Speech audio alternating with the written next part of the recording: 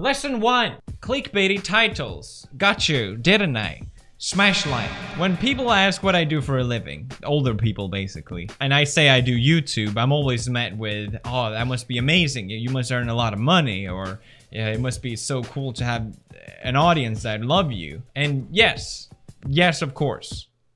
But he's gonna complain about YouTube again. Here it goes. There's a side to YouTube that I think a lot of times isn't addressed, or at least in a way that is understandable for someone that doesn't make videos, or for someone that doesn't really get YouTube. Because the only thing people see is really the fame and the money, and that's all that matters. But we've started to see more and more YouTubers and streamers and online entertainers come out and make videos saying, oh, I'm feeling really down, or I'm actually going through a depression, or maybe just completely manic. If fame and money means that you have to be happy and you can't complain about anything, are all these people just lying? Michael, Vsauce here.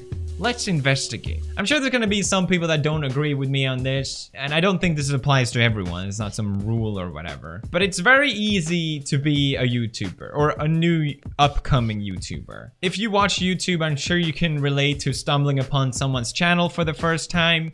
You binge watch all their videos, you just want more and more and more, and you watch all their videos that they produce, and then after a while, you get kind of tired of it, and what was once very engaging and captivating suddenly doesn't seem as interesting anymore. I think this applies to literally anything except my channel. But this is the reason why some YouTubers or some channels can rise so quickly and still go down equally fast. A tired example of this, I know Leafy is here, for example. Maybe people don't want to give him this credit, but he really pioneered the commentary genre on YouTube, at least in a way that people hadn't seen before, at least introduced it to a lot of people. But once it was all revealed, it was clear that there wasn't really much depth to his content, or his chin for that matter. Smash like.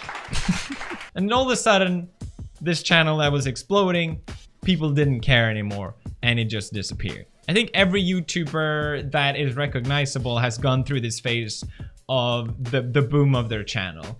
Mine occurred, I think, in 2015 or maybe before, I don't know. I do remember that when my channel really blew up for the first time, it was one of the most amazing experiences of my life because it was all positive. I didn't have any haters at the time.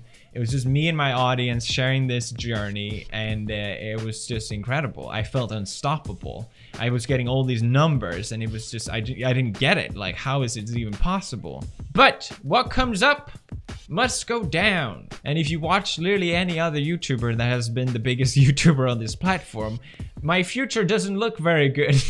Let's say you're a YouTuber. Let's say you've gone through this big YouTuber boom and you finally got what you wanted. You finally got recognized, you finally got an audience, you finally got a lot of money, all these things that you always wanted. But then people are already watch your channel and they're starting to lose interest, which is inevitable for everyone on that makes videos. And suddenly the statistic that was bragging rights, they're not as impressive anymore. If anything, it might be better off if people didn't see the statistics, but they're all there. The views are all there. Everyone knows if your channel is doing good or bad. And once your fans start noticing that your channel isn't doing as well as it used to be, they're quick to point out why. You know, it's not because I got tired of your content. It's because of you. You've changed, man. It's easy to shift blame on others, so this is only natural. But this, of course, leads to less appeal to your content. People are noticing, less people are watching, which spirals downwards, that people lose even more interest because they notice other people aren't interested. And then you feel down thinking, what am I doing wrong? I'm making the same content I've always made. I don't understand. You don't understand.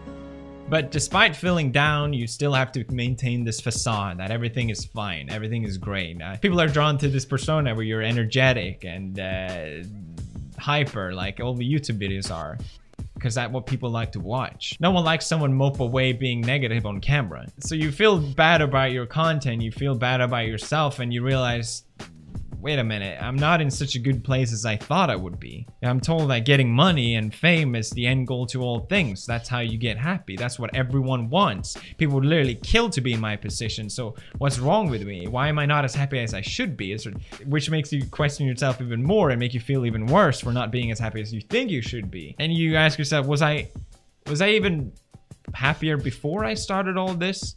Was it even worth it? But hey, you just gotta work a little harder. You gotta suck it up and get on that grind. You just gotta keep making videos. YouTube is all about quantity. If you keep uploading, people will keep watching. But now you have to work twice as hard to get people engaged. What before was so easy, when people watch you for the first time, they'll watch another video. Now you have to try a little harder to get people interested, or twice as hard. And you realize you can't take a break, because if you take a break, your numbers will fall.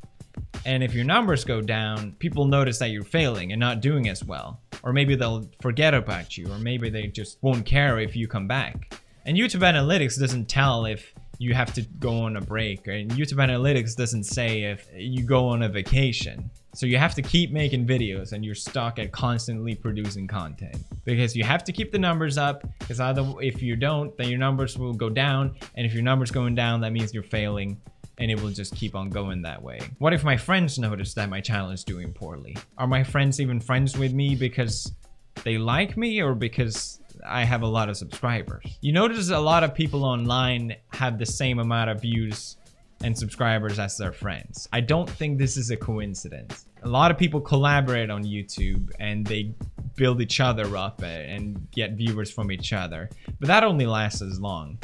That also has a lifeline on it. So to maintain what you had, the numbers that you gotta compromise on a few things. Just a few things. It's fine. Maybe I'll drop the facade, you know? Maybe you can drop the facade. Maybe you'll express honestly to your audience that, you know, I feel really bad about my channel not doing as well.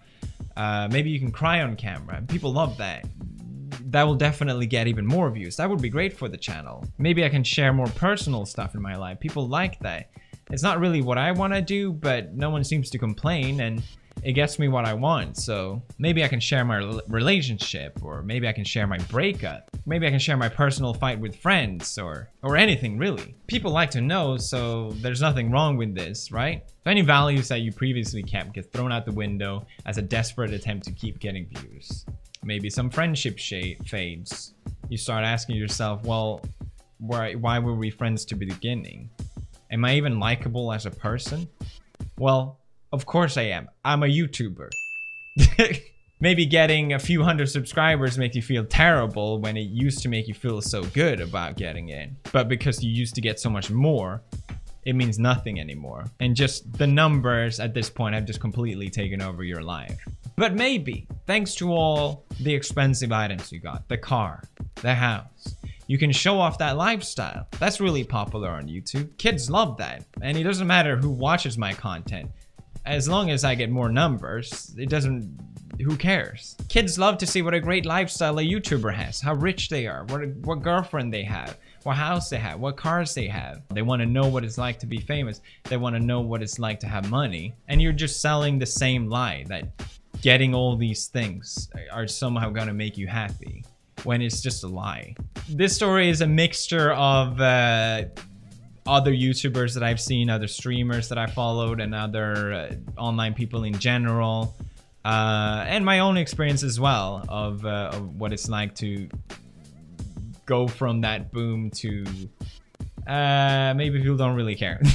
And this isn't even acknowledging the people that don't make it, the people that put their heart and soul into making YouTube videos, grinding harder than anyone just to get the feeling and taste of what that's like, you know? So if it's bad for a lot of big YouTubers, just imagine what it's like for the small YouTubers that don't make it. I almost think YouTube in a way is an addiction. You get all these numbers that make you feel good, but as soon as they go down, which they will, people just don't know how to handle it. Or they either get really sad or they could just go crazy. And we really started to see this more and more. People making desperate attempt to maintain an audience, doing crazy things, just anything, just to get more fans, just to stay the way they are. So my tip for anyone that wants to start making YouTube videos is the same boring reply that I've always gave, which is Do it because you enjoy making it. Because if you enjoy making them, people will enjoy watching them. And if people don't watch them, then you're at least having fun making them, so you can't lose anyway. In my 100 subscriber special video that I made 8 years ago,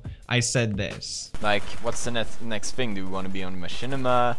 Do we want to be famous? Okay, I guess it's a little early to talk about those kind of stuff, but I just want to address this and say that no, I don't want to be famous. And I really meant it. YouTube has brought me more things that I could ever imagine. So much joy and so many experiences that I never thought I would have. And for that, I really, really am truly grateful. But it's definitely been some of the worst parts of my life as well. But it's a great learning experience. You may not believe me when I say this, but I truly am so grateful to say honestly that I still really enjoy making videos, even 8 years after doing it.